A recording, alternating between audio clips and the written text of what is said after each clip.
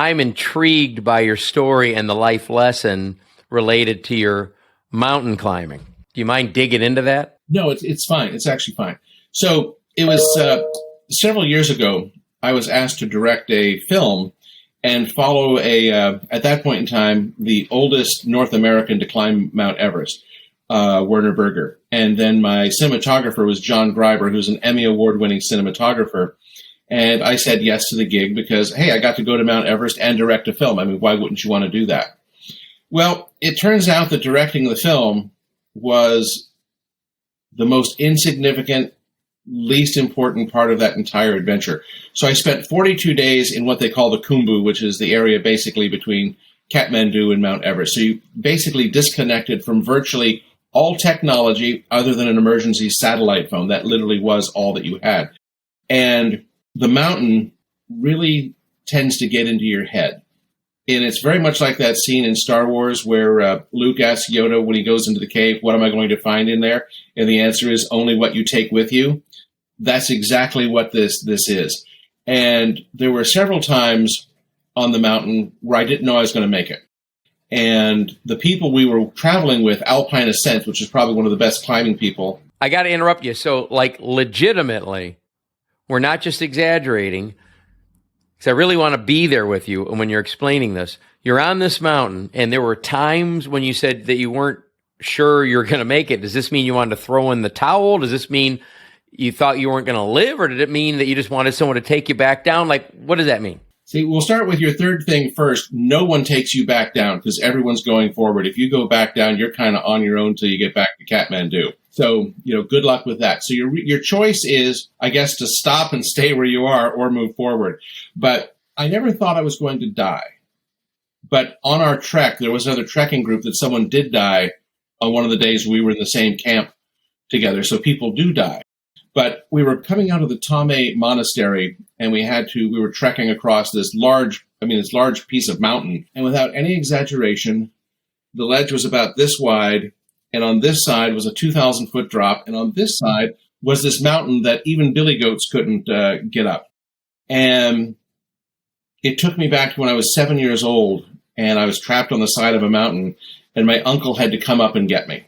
Because I couldn't go up, I would die on the side of the mountain unless someone came up to me.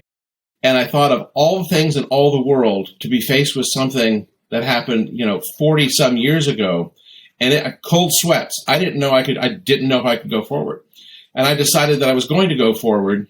And when I crossed the halfway point, the cold sweat stopped.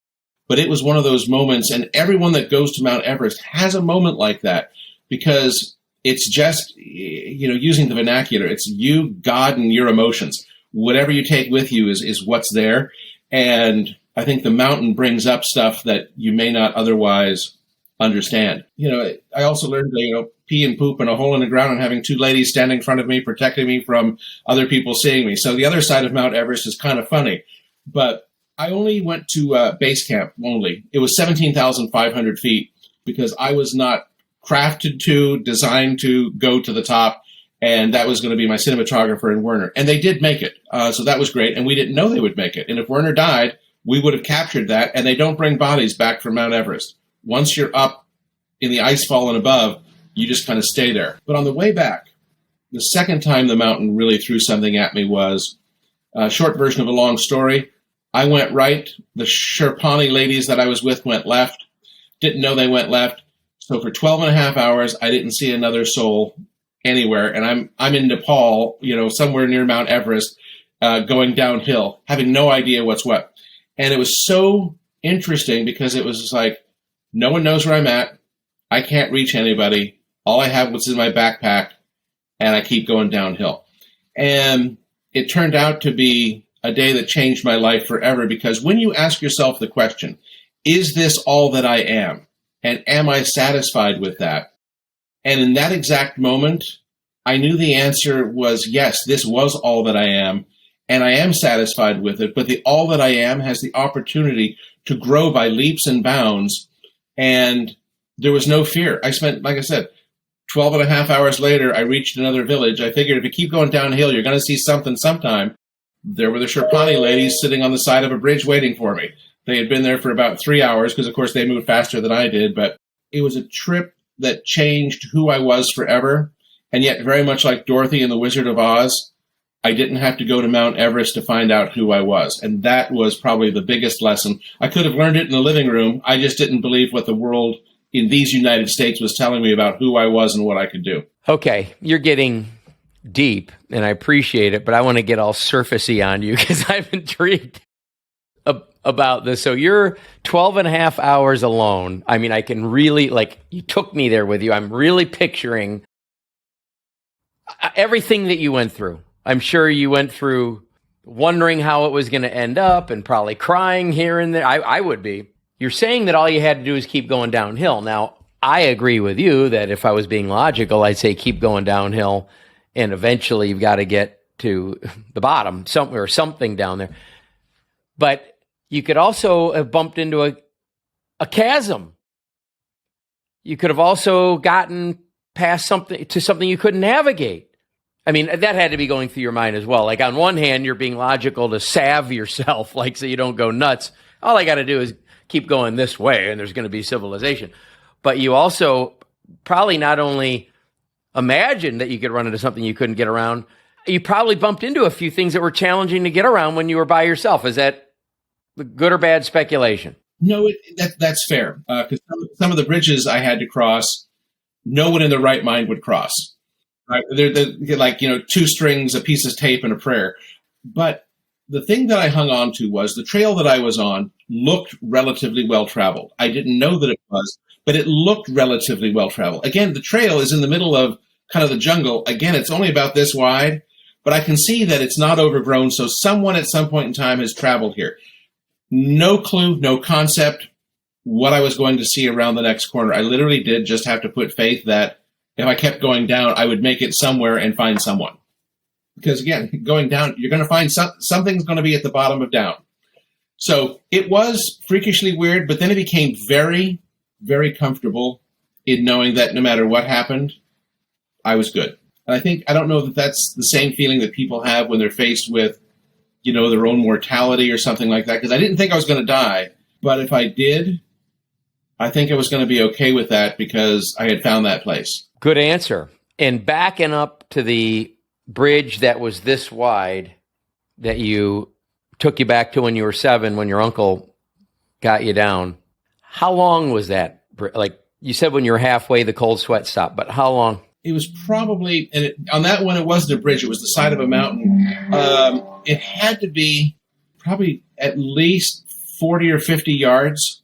It was that powdery, anyone who's lived in the desert knows what I'm talking about, that powdery desert dirt that every time you stepped on it, it all moved underneath you. So at no point in time did you ever feel you had sure footing. When I saw that, it was like, I'm done. I'm heading back to Tom A. You guys pick me up in 3 weeks. That was my first response. I can't do this. And then it was like, why am I having that reaction to this? Because I'm not 7. I don't have my uncle. And everyone in front of me seems to be making it. So I did have to zone inside myself. And then I watched what they were doing.